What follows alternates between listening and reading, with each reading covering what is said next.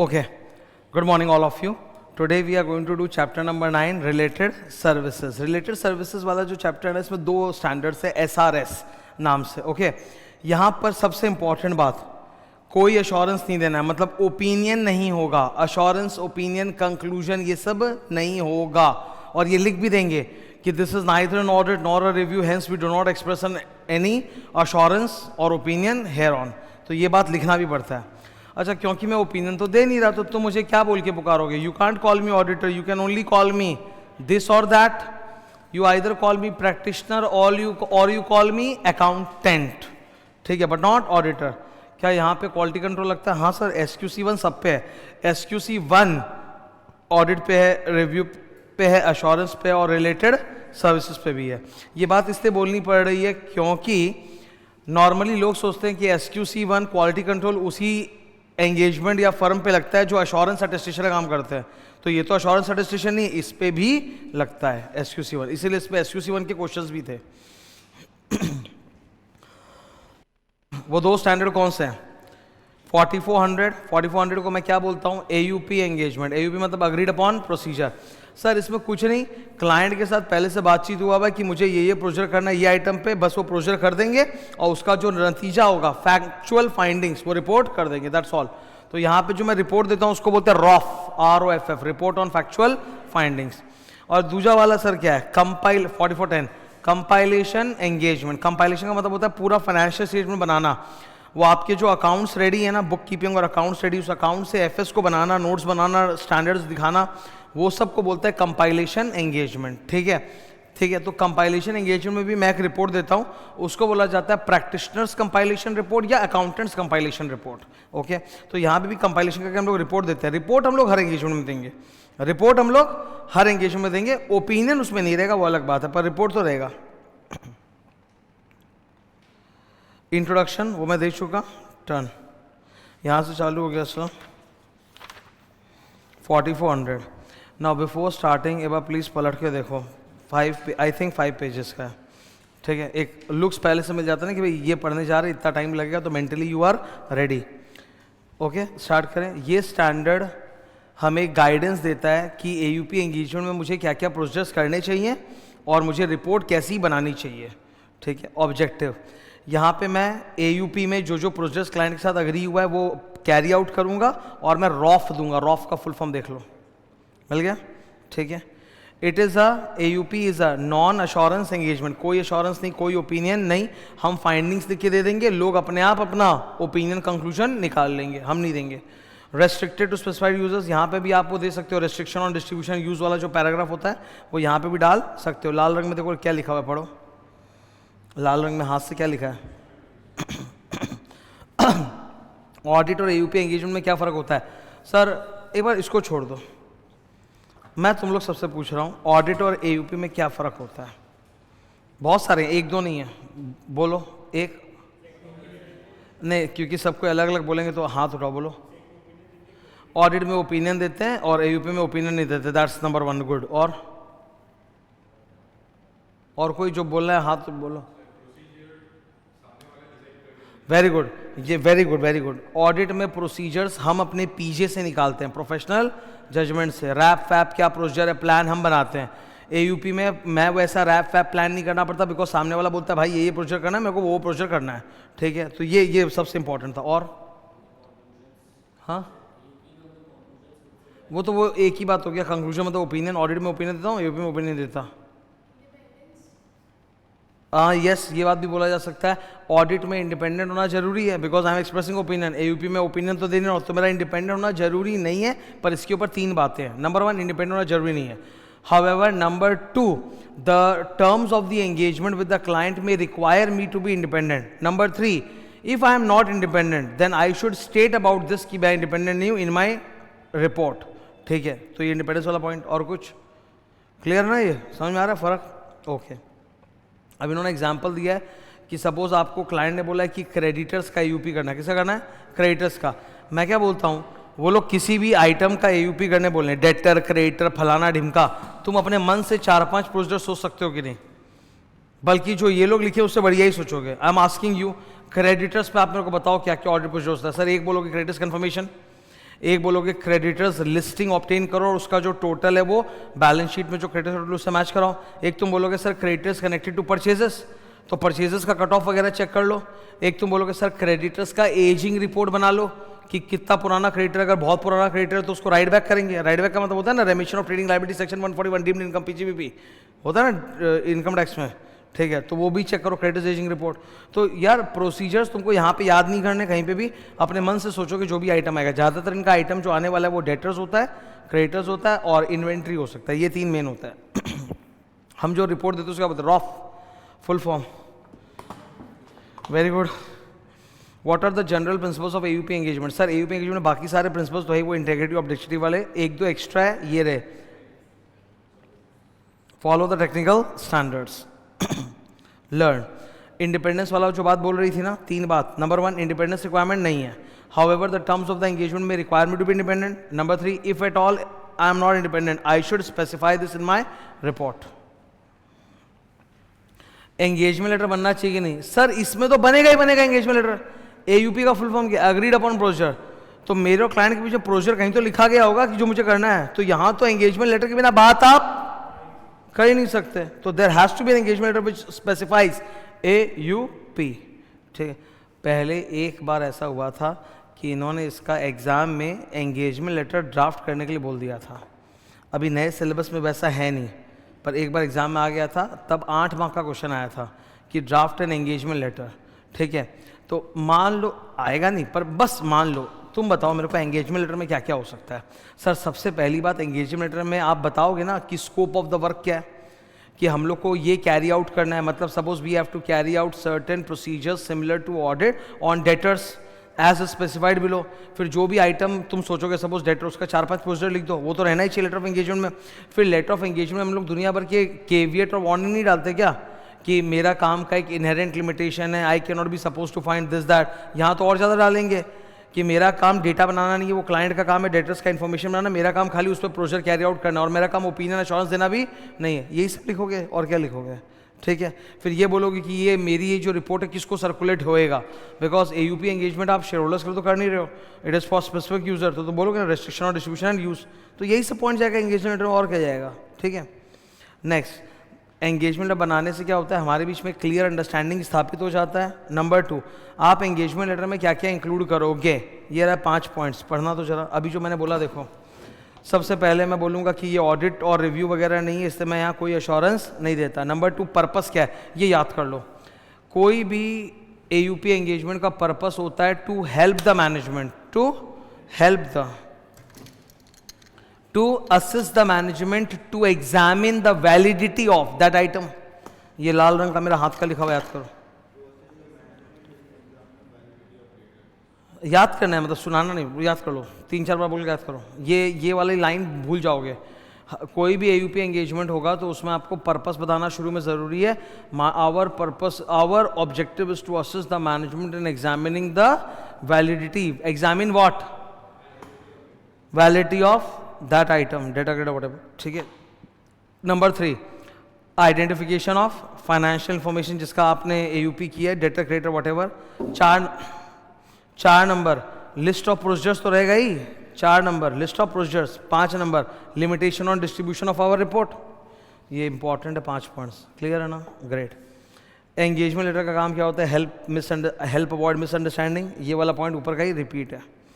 Planning, तुमको properly plan करके perform करना है, पर यहाँ प्लानिंग पे ज़्यादा ज्ञान नहीं है, बिकॉज प्रोसीजर तो वो खुद बता रहा है ना, तो हमको रैप फैप वो सब तो करने की ज़रूरत है नहीं।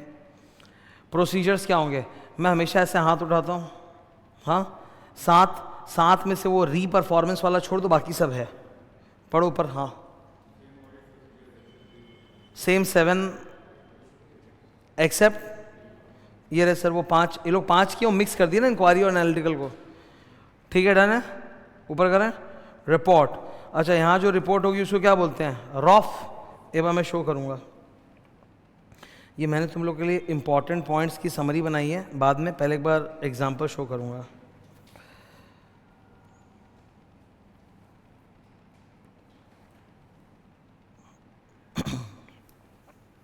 यहीं से देख लो ना एक बार, लाए नहीं हो गए, दिख रहा है सब, बोलूँ मैं। एग्जाम्पल 1 ऊपर, report on factual findings in connection with accounts receivable, मतलब डेटर्स। नंबर 1 क्या लिखा है? कॉन्फिडेंशियल, कि मतलब ये सबके लिए नहीं है। ये कॉन्फिडेंशियल लिखना जरूरी नहीं था, ये वहाँ कहीं लिखा हुआ नहीं, ये तो एक्स्ट्रा लोग लिख दिए, वरना तो फिर मैं और भी जो पूरा 800 सीरीज़ है ये ऐसा सब में लिखूंगा कॉन्फिडेंशियल, बिकॉज वो सबके लिए नहीं है, तो ये वाला पॉइंट जरूरी नहीं था, ठीक है। Number 1 confidential. नंबर 2 यहाँ से जरूरी है, rough, report on factual findings on debtors. फिर किसको दे रहे हो? ये सब बीओडी को देते हैं हम लोग जनरली। नंबर 4 हमने क्या किया? We have performed agreed upon procedure on that particular item for the year ended so and so. Number 5 we have carried out our engagement in accordance with SRS 4400, नाम लो स्टैंड का। Number 6 is important, the procedures were performed solely to assist the management to examine the, ये वाला student लोग भूल जाते हैं, तो ये भाई याद रखना है, ठीक है। MCQ की दुनिया है, हमें बड़ा सावधान होकर चलना पड़ेगा, एक एक वर्ड पे परेशान हो सकते हैं। MCQ में दिक्कत हो जाएगा, डिस्क्रिप्टिव में तो कुछ नहीं, MCQ में फंस जाओगे। फिर लिस्ट ऑफ AUP अपने मन से बोलोगे कि रट्टा मारोगे? डेटर्स पे अपने मन से कोई 4-5 पूछे बोल दोगे, अरे सर आराम से नाच गा के बोलेंगे।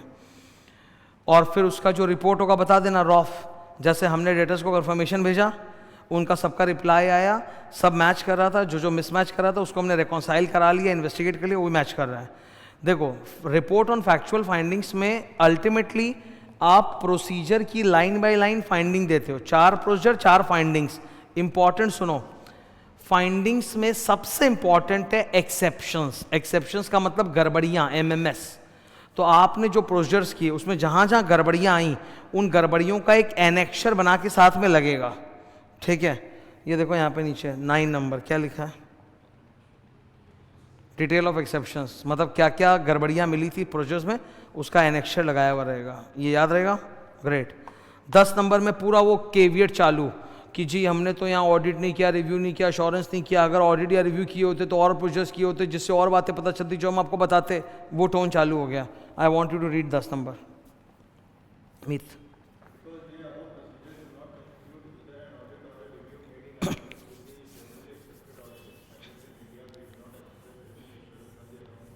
तो पहले पैराग्राफ बोला कि हम ओपिनियन नहीं दे रहे बिकॉज ऑडिट रिव्यू नहीं है, फिर बोला कि अगर हमने किया होता तो ये होता, चालू हैड वी,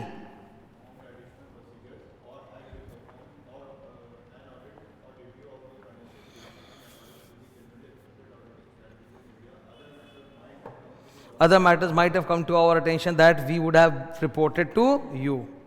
11 नंबर में वही चालू हो गया इनका restriction on distribution use, ठीक है।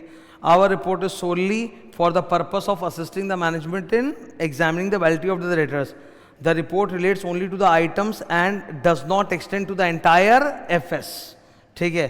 खाली वो वाले आइटम का यूपी, बाकी FS से मतलब नहीं है, और ये और किसी को यूज और डिस्ट्रीब्यूट नहीं करना है, बस इसी पर्पस के लिए, खत्म।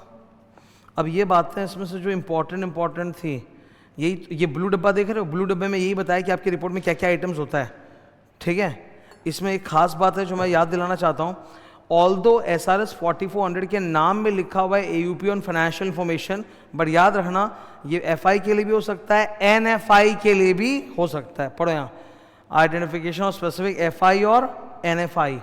NFI का एग्जाम्पल क्वांटिटी ऑफ इन्वेंट्री, वो तो NFI है, उस पर भी हो सकता है ये, ठीक है। अब इसमें जितनी भी खास बातें देखो मैंने हाथ से लिख दिया, प्लीज पढ़ो। नंबर 1 लिस्ट ऑफ प्रोसीजर्स होना चाहिए। Number 2 factual findings including an error on including an annexure on errors and exceptions. Number 3 ना ये ऑडिट है ना ये रिव्यू है, सो इसलिए that is why we are not expressing any assurance opinion. Had it, अगर ये ऑडिट या रिव्यू होता तो हम और भी कुछ करते जिससे हमको और भी बातें पता चलती जो हम आपको बताते हैं। 5 number restriction on distribution use. Number 6 this report does not extend to the FS as a whole, ये सिर्फ उस आइटम पे, पूरे FS पे नहीं है, क्लियर है ये। नेक्स्ट इधर देखो, डॉक्यूमेंटेशन। मैं अपने डॉक्यूमेंट्स में क्या क्या मेंटेन करूंगा ऑडिट वर्क पेपर में, जो जो फैक्चुअल फाइंडिंग्स और प्रोसीजर के वर्क पेपर्स है वो, और enough work papers to demonstrate that I have perform the standard, मतलब I have perform the engagement as per this standard SRS 4400, ठीक है। 4400 खत्म होता है सर, अभी मैं क्या चालू कर रहा हूँ 4410, ठीक है। 4410 का ये शुरुआत है। Look at the diagram please. Accounts के 3 स्टेप होते हैं, पहला स्टेप बुक कीपिंग, दूसरा स्टेप अकाउंटिंग, तीसरा स्टेप FR। कंपाइलेशन किसको बोलते हैं? अकाउंट से FR बनाना, इसी को बोलते हैं compilation. Do you think it is easy? No sir. 11-12 के स्टूडेंट नहीं हो, 11-12 वाला बोलेगा सर इजी है, हमको ट्रायल बैलेंस दो, अभी एफएस बना के दिखाते हैं, शेड्यूल 3 का सम सॉल्व कर दिखाते हैं, उसको एफआर बोलते हैं। 12 क्लास में जो शेड्यूल 3 में तुमने गंदा से एक बैलेंस शीट बनाया वो एफआर है कि are we talking about complete FR with Ind AS disclosure जो नोट्स में आता है?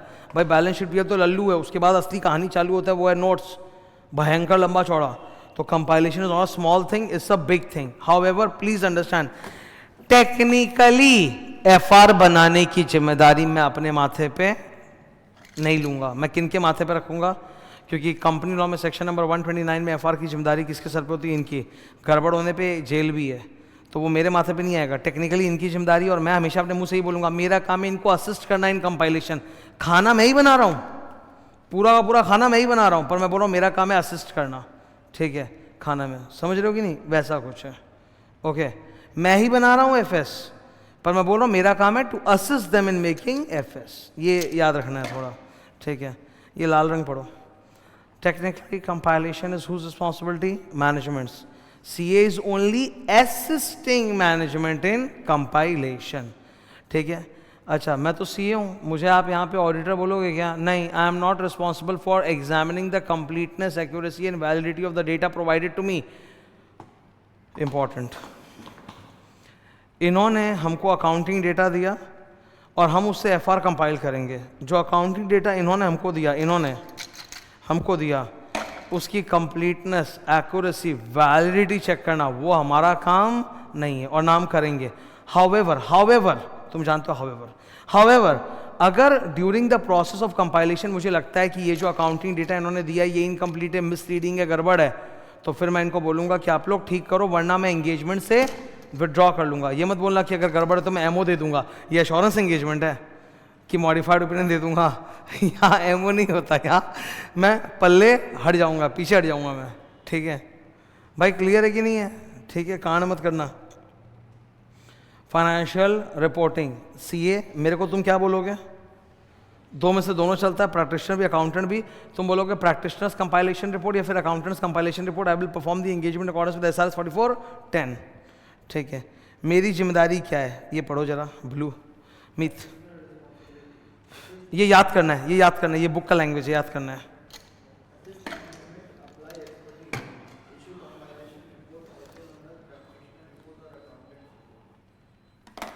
ठीक है, असिस्ट द मैनेजमेंट।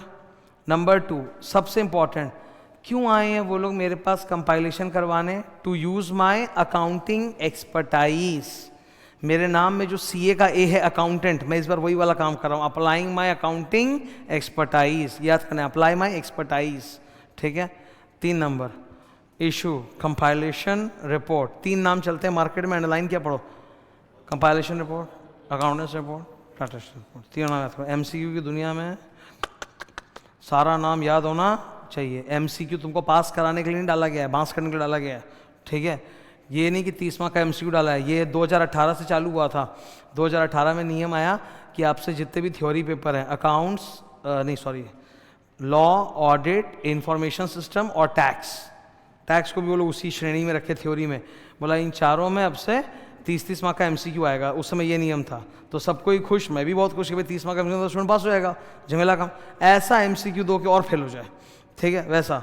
अब इन्होंने नियम बना दिया न्यू सिलेबस में, 2023 में जो न्यू सिलेबस आया कि हर सब्जेक्ट में 30 मार्क का इंटीग्रेटेड एमसीक्यू रहेगा। और सीधा एमसीक्यू नहीं, कैसा? इंटीग्रेटेड, पूरा टाइम चुसवा देंगे तुम्हारा। मतलब 30 मार्क का एमसीक्यू सीधा होता तो टाइम कम लगता, पर लंबी कहानी देके फिर पूछेंगे।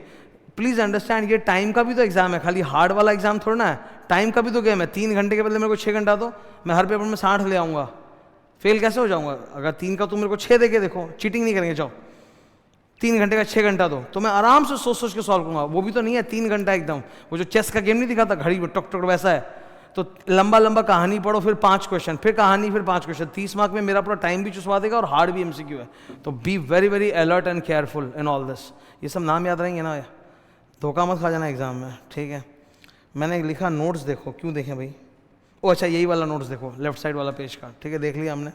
अब चालू हो गया हमारा 4410। एक बार साइज देखो कितना है यार, थोड़ा लंबा है। How many? 7 पेजेस।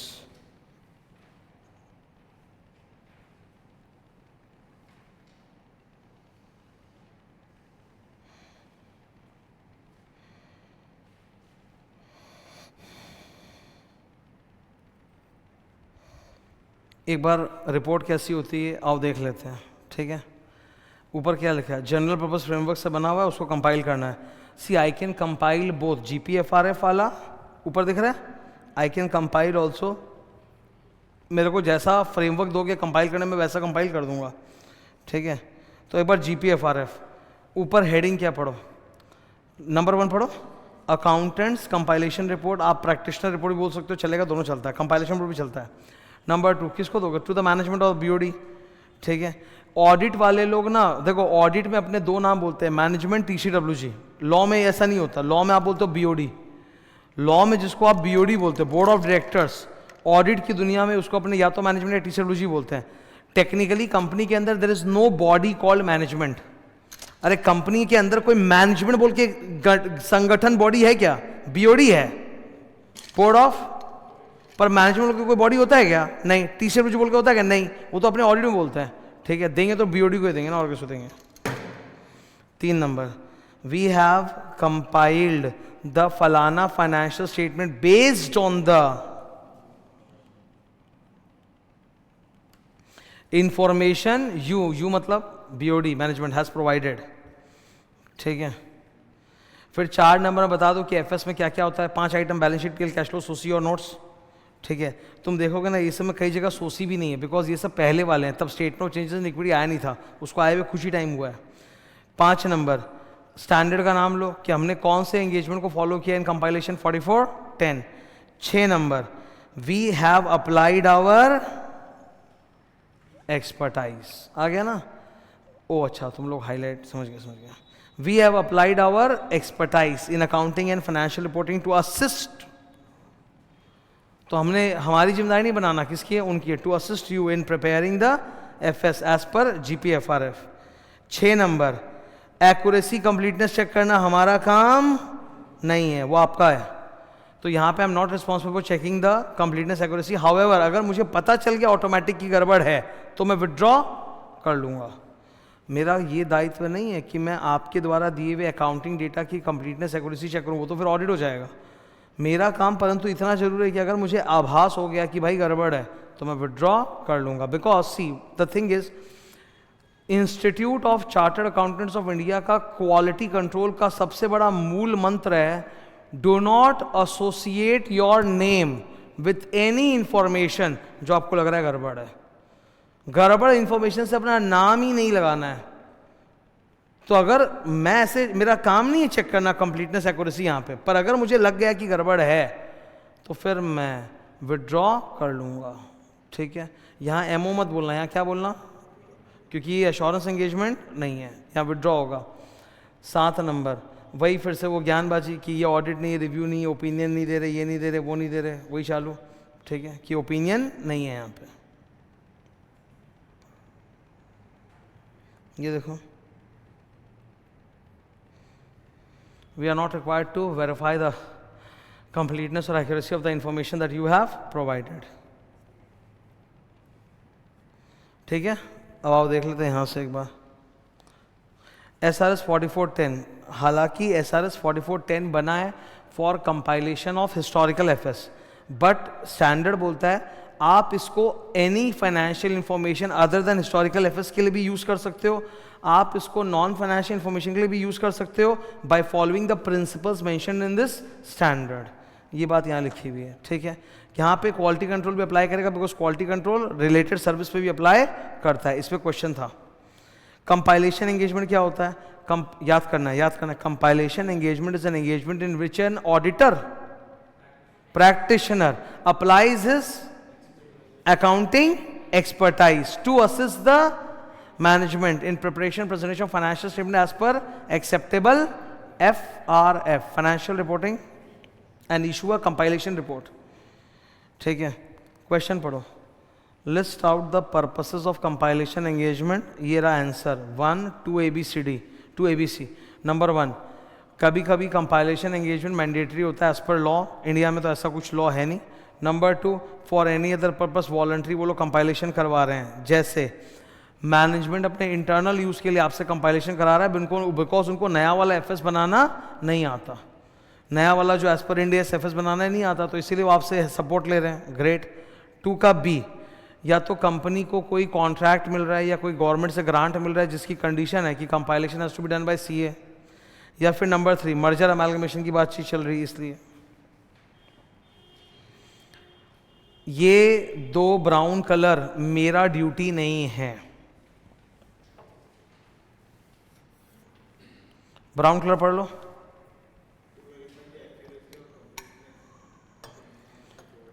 ये 2 मेरा ड्यूटी नहीं है। एविडेंस गैदर करना मेरा ड्यूटी नहीं है। मेरा ऑब्जेक्टिव यहां पे क्या है? वही जो पहले पढ़ के आया। Number 1, apply my accounting and FR expertise, assist the management, and third, issue a compilation report. Scope, point number 1 बोलता है exact scope of compilation will vary from circumstances to circumstances. However, in all possible circumstances, our central scope will be to assist the management. Responsibility of management, accounts बनाते हो जहाँ जहाँ judgement चाहिए, accounting policy चाहिए, accounting estimate चाहिए, वो सब लगाने का जिम्मेदारी मेरा नहीं, किसका है? मैनेजमेंट का। ठीक है, मैं कंपाइलेशन कौन से फ्रेमवर्क के हिसाब से करता हूँ? तुम जो बोलोगे कर दूंगा। जीपीएफआरएफ में भी कर सकता हूँ, एसपीएफआरएफ में भी कंपाइलेशन कर सकता हूँ। यहाँ पर भी तुमको एथिक्स तो चाहिए, वही 5 एथिक्स के प्रिंसिपल याद कर लो भाई। Integrity, objectivity, confidentiality, competence and professional behaviour. Independence is not a requirement for compilation, however terms of the engagement में रिक्वायर इंडिपेंडेंस, और अगर आप इंडिपेंडेंट नहीं हो तो ये बात आपको रिपोर्ट में बताना पड़ेगा लिख के। ठीक है, एंगेजमेंट लेटर, क्लाइंट के साथ जो एंगेजमेंट लेटर बनेगा उसके बारे में। अच्छा, ये एक अकाउंट्स वाला काम है, ऑडिट वाला काम नहीं है। यहाँ पे एंगेजमेंट होना बहुत ज़रूरी है, लेटर, नहीं तो क्या होगा बाद में मेरे और क्लाइंट के बीच में मिसअंडरस्टैंडिंग होगा। उनको लगेगा मेरा ही काम था अकाउंट्स भी और ऑडिट भी। तो it is better to have a clarity by issuing a letter. Number 1 star खाली पढ़ेंगे, intended use and distribution of my compilation report. Number 2 कौन से फ्रेमवर्क के हिसाब से कंपाइलेशन करना है। नंबर 3 मैनेजमेंट की तमाम तरह की जिम्मेदारियां। ध्यान सुनो, who is responsible for preparation of FS, technically management. Who is responsible for exercising judgments, accounting policy selection and accounting estimate making, management. Who is responsible for completeness, accuracy and validity of the data to be provided to me, management. ये सब उनकी जिम्मेदारी है। ठीक है, फिर मैं अपना ड्राफ्ट कंपाइलेशन रिपोर्ट का फॉर्मेट उनसे डिस्कस कर दूंगा कि मेरे रिपोर्ट में ये सब आएगा। There should be an engagement letter और a suitable written agreement which is also known as MOU।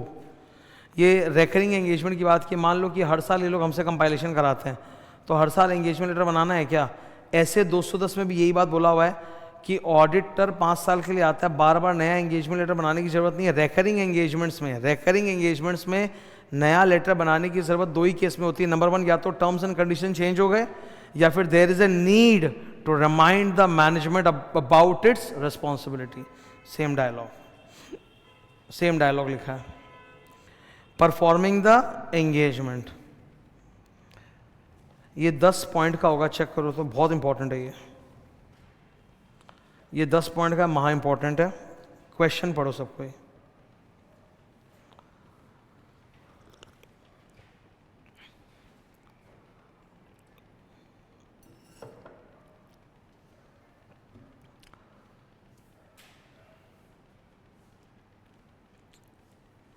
अच्छा, पढ़ लिया क्वेश्चन? मेरा क्वेश्चन है, तुम सबसे हाथ उठाना, अगर बोल सको, नीचे मत ताकना। डिफाइन कंपाइलेशन एंगेजमेंट, अभी पढ़े थे थोड़ा देर पहले। Define compilation engagement is an engagement, बोलो, नहीं पूरा बोलो, ढंग से बोलो। प्रैक्टिशनर नाम तो बोला ही नहीं। Compilation engagement is an engagement to be perform by the practitioner where he applies his accounting and FR expertise to assist the management preparation of FS as per the framework and issue a compilation report. Very good. तो हमसे पहले definition पूछा, बता देंगे, और फिर बोला कि क्या प्रोसीजर होता है। सर प्रोसीजर में 10 स्टेप है। अभी सर हम तो एग्जाम में इतना 10 स्टेप लिखेंगे नहीं, वो समरी लिखना है आपको, 10 स्टेप पूरा लंबा लिखना है भी नहीं। यहाँ पे ना ग्रुपिंग है, ये देखो इधर नंबर 1 छोड़ दो, 2, 3, 4 देखो ग्रुप है ना एक साथ। क्या लिखा है मैंने? कंपाइल। 5, 6 ग्रुप है एक साथ, 7, 8, 9 ग्रुप है एक साथ, और फिर 10 नंबर अलग है। ठीक है, स्टार्ट करते हैं। सबसे पहले तो सर यहाँ पर भी आपको understand the entity and the financial reporting framework करना पड़ेगा। You have to understand the business operations of the client and the financial reporting framework. अब कंपाइल का काम, स्टेप नंबर 2, जो भी अकाउंटिंग डेटा उन्होंने दिया है उसको कंपाइल करके एफएस बनाओ। स्टेप नंबर 3, मैनेजमेंट और TCWG के साथ डिस्कस करो पूरे अकाउंट्स में जहाँ जहाँ जजमेंट्स लगाए ना, वो उनसे एक बार डिस्कस कर लो कि कैसे उन्होंने जजमेंट लगाया, एस्टिमेट बनाया वगैरह। और लास्ट, अपनी कंपाइलेशन रिपोर्ट हैंडओवर करने के पहले जो तुमने एफएस कंपाइल किया उसके बाद रिवाइज करके देख लो कि सही है कि नहीं है। Number 3, read the compilation prior to completion of the engagement by issuing a compilation report. एक बार अपना बनाया कंपाइल किया हुआ एफएस, अरे जैसे एग्जामिनर को अपना पेपर सबमिट करने के पहले रिवाइज कर लो अगर हाथ में टाइम है तो, वैसे ही ठीक है कि एक बार अपना कंपाइल एफएस गो थ्रू कर लो अच्छे से। अगर मुझे लगता है बाप रे कि जो डेटा उन्होंने मुझको दिया है इनकम्प्लीट है या इनएक्यूरेट है, तो मैं उनको बोलूँगा कि कंप्लीट डेटा दो, स्टेप नंबर 1 वही होता है। फिर भी वो लोग अगर मुझे नहीं देते हैं तो मैं क्या करूँगा, एमओ विड्रॉ। नेक्स्ट, उन्होंने जो मुझे डेटा दिया जिसमें मैंने बनाया वो डेटा फ्रेमवर्क को ढंग से डिस्क्राइब नहीं करता, उसमें एमएमएस है जिसको ये लोग अमेंड करने को तैयार नहीं है, या फिर वो जो एफएस बना है वो मिसलीडिंग है, तो मैं उनको सबसे पहले रिक्वेस्ट करूँगा भाई ठीक कर दो, प्रपोज टू देम कि एडजस्टमेंट्स कर दो, ठीक कर दो। अगर वो रिफ्यूज़ करेगा तो मैं क्या करूँगा, फिर से विड्रॉ कर लूँगा। विड्रॉ करते टाइम पे हमेशा याद है ना, पीएल आता है, determine your professional legal responsibilities to communicate to the appointing authority and to the regulatory body, तो भाई डिटरमाइन द पीएल। लास्ट, उनसे एक WR ले लूँगा, WR तो लेंगे ही लेंगे उनसे कि उन्होंने जो डेटा मुझे प्रोवाइड किया कंप्लीट एक्यूरेट वैलिड है कि नहीं है, जिसके आधार पर मैं कंपाइलेशन कर रहा हूँ। Next, F number, communication with management and TCWG। अच्छा, ड्यूरिंग द कोर्स, ये इसमें क्या बोला है, in the course of compilation I came to know something very significant, मेरे को पता चला, तो मुझे छुपाना चाहिए कि उनको बताना चाहिए, बताना चाहिए। Any important matter that merits immediate attention of management and TCWG should be inform to them as soon as you come to know about it. G number, मैं रिपोर्ट बना के दूंगा, ठीक है, कंपाइलेशन रिपोर्ट। ये रहा कंपाइलेशन रिपोर्ट का format, जो हम लोग वहाँ देखे थे वैसा ही है, कुछ एक्स्ट्रा चीज़ें भी होंगी। सबसे पहले टाइटल क्या होता है सर, 3-4 ऑप्शन है, ये सारे याद रखो, accountants, practitioners, compilation report. Number C, एक स्टेटमेंट जाएगा कि I have compiled the FS based on the information provided by the management. Number D, description of उनकी responsibility, they are responsible for judgements for compilation technically, our role is to assist them. Framework describe करूँगा, मेरी responsibility describe करूँगा, मैं standard का नाम लूँगा कि मैंने ये एंगेजमेंट एज पर 4410 किया है। नंबर I रीड करो,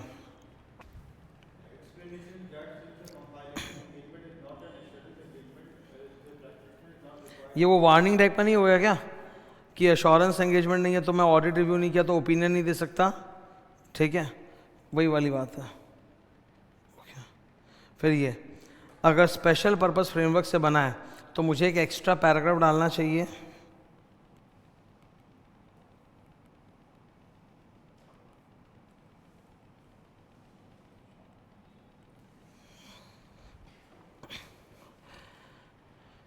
मुझे एक एक्स्ट्रा पैराग्राफ डालना चाहिए और लोगों का ध्यान वहाँ अट्रैक्ट करने के लिए एक EMP पैराग्राफ जाएगा। EMP बद बोल के क्या बोलोगे, base of accounting.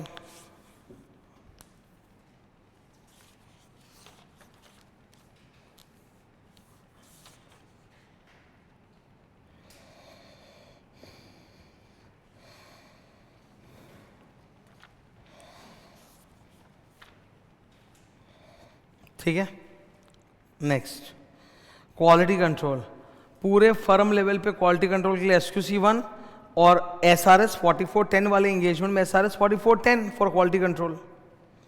Documentation important है, देखो डॉक्यूमेंटेशन पे क्वेश्चन है, ओके, क्या क्या डॉक्यूमेंट करना चाहिए that depends on my PJ, पर ये सब चीज़ तो मैं डॉक्यूमेंट करूँगा ही। मैं एक बार बोल देता हूँ, सुनो, अपनी अकल लगाओ।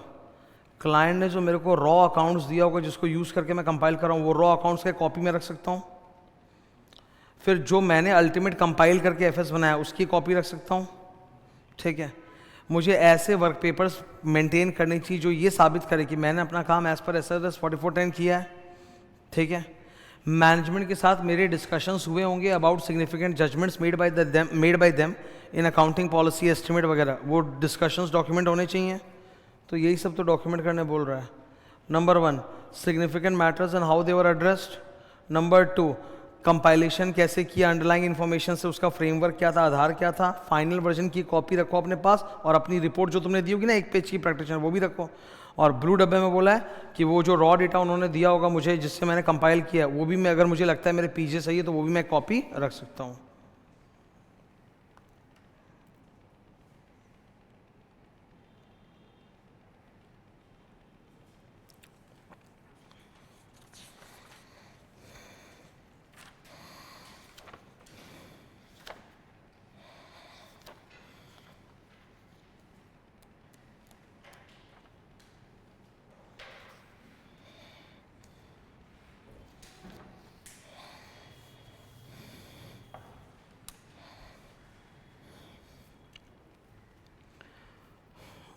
क्लियर है ये? चैप्टर 9 कंप्लीट होता है।